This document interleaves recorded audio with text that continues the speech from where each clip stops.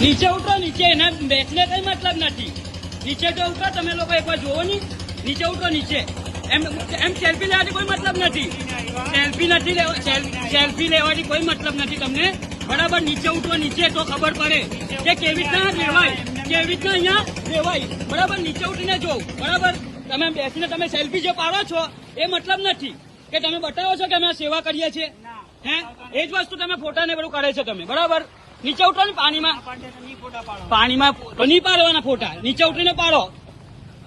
પાણીમાં ઉતરો તો ખબર પડે તમને. આ નાવડીમાં બેસીને કોઈ મતલબ નથી. કા પાણી છે?